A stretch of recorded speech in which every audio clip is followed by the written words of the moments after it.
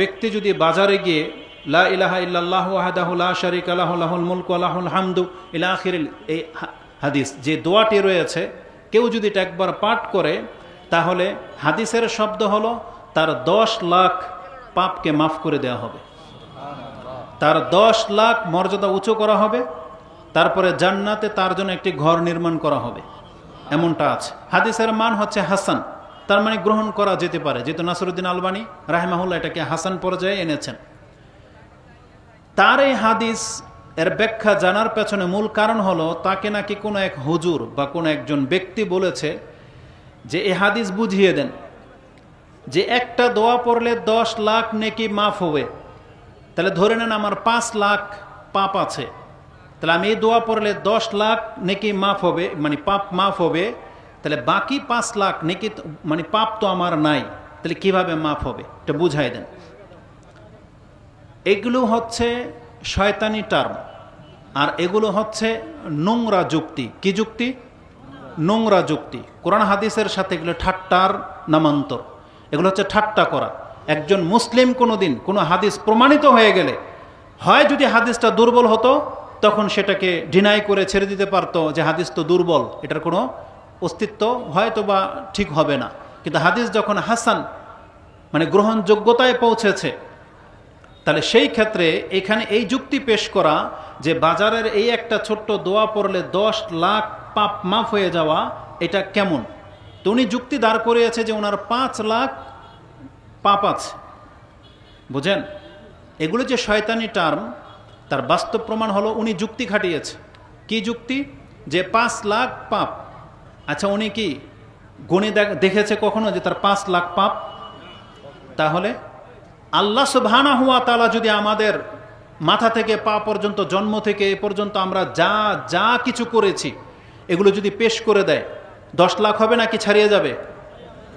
বরং হাদিসের ভাষা তো এমন, পৃথিবীতে এমনও মানুষ আছে যাদের পাপ 10 লাখ না, পুরো পৃথিবী ছেয়ে যায়।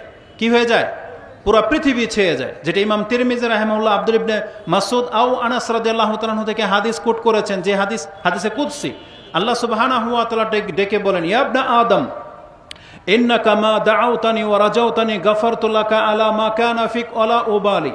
ইয়া ইবনা আদম লাউ বালাগাত যুনুবুকা আনানা সামাই সুম্মা ইস্তাগফারতানি গাফারতু লাকা ওয়ালা উবালি। ইয়া ইবনা আদম লাউ আতাইতানি বিকুরাবিল আরদি খাতায়া সুম্মা লাকিতানি লা তুশরিকু বি শাইআন লা আতাইতুকা বিকুরাবিহা মাগফিরা।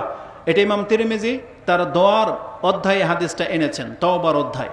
বলেন তো দেখি, আল্লাহ সুবহানাহু ওয়া তাআলা তার পাপী বান্দাদেরকে ডেকে বলতেছেন, হে ইবনে আদম, আদমের সন্তান, তোমার পাপ যদি আকাশের মেঘমালা পর্যন্ত ছেয়ে যায়, তারপরে তুমি যদি এসে আমার কাছে ক্ষমা চাও, গাফারতু লাকা ওয়ালা উবালি, তোমার পাপের সংখ্যা কত আমি আল্লাহ এটা দেখব না, আমি তোমাকে ক্ষমা করে দেব।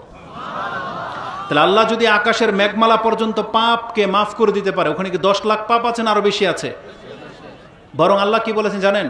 লাউ আতাইতানি বিকুরাবিল আরদি খাতায়া, তুমি যদি আমার সাথে এমন অবস্থায় সাক্ষাৎ করো যে তোমার পাপ পৃথিবী ভরে গেছে, পৃথিবীর যে গোল বলটা আছে পুরা পৃথিবী এটা ভরে গেছে, কিন্তু তুমি আমার সাথে শিরিক করো নাই।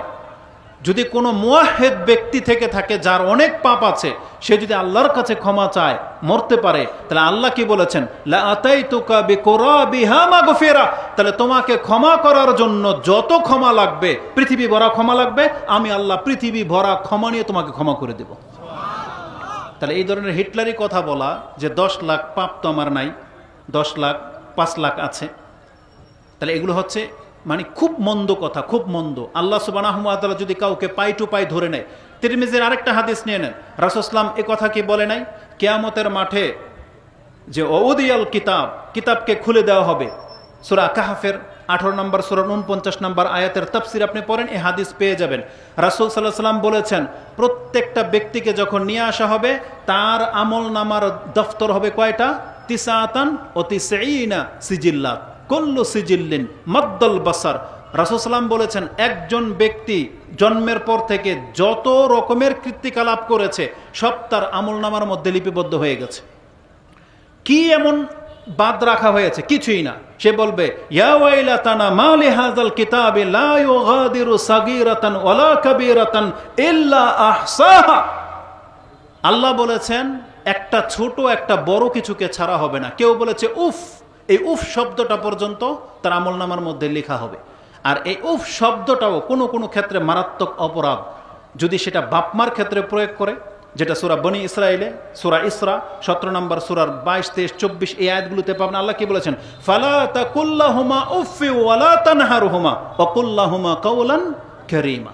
বাপমার কোনো আচরণে তুমি উফ বলবা, আমি আল্লাহ এটা বরদাস্ত করি না। এটা কিন্তু তোমার আমলনামার মধ্যে লেখা হয়ে যাবে। তার মানে কোনো ছোট বড়কে ছাড়া হয় না। এইভাবে যখন লিখতে থাকবে ফেরেশতা, তার কতটা কিতাব ভরে যাবে? 99টা কিতাব। আর এক একটা কিতাব কত লম্বা? আপনার চোখের দৃষ্টি যতদূর পর্যন্ত যায় এত বড় বড় এক একটা কিতাব মানুষের আমলনামা লেখা হচ্ছে, যেটা কিয়ামতের মাঠে তাকে দেখানো হবে। তাহলে সেখানে কি মাত্র 10 লাখ পাপ হবে? আর অনেক বেশি পাপ হবে। আর এই ব্যক্তিকে যদি আমরা জিজ্ঞেস করি তুমি নির্ণয় করলা কিভাবে যে এটা পাপ আর এটা গণলা কিভাবে? আমি যদি আপনাদেরকে বলি, যেমন কোরআনে আছে বড় বড় পাপ থেকে তোমরা বেঁচে থাকো, ইনতাজতানিবু কাবাইরা মা তুনহাউনা আন নুকাফির আনকুম সাইয়্যাতিকুম ওয়া নুদখিলকুম মুদখালান কারীমা। সম্ভবত আয়াতটা সূরা নিসা 4 নম্বর সূরার 29, 30, 31 পেয়ে যাবেন, ওইদিকে আছে যে আল্লাহ সুবহানাহু ওয়া তাআলা যে পাপ থেকে তোমাকে বেঁচে থাকার জন্য আদেশ দিয়েছেন, তুমি যদি সেই বড় বড় পাপ থেকে বেঁচে থাকতে পারো তাহলে আমি তোমার ছোটখাটো পাপগুলোকে আমার পক্ষ থেকে ক্ষমা করে দেব। ওয়ানুদখিলকুম মুদখালান কারীমা, আর আমি তোমাকে সম্মানিত করে জান্নাতে প্রবেশ করাবো।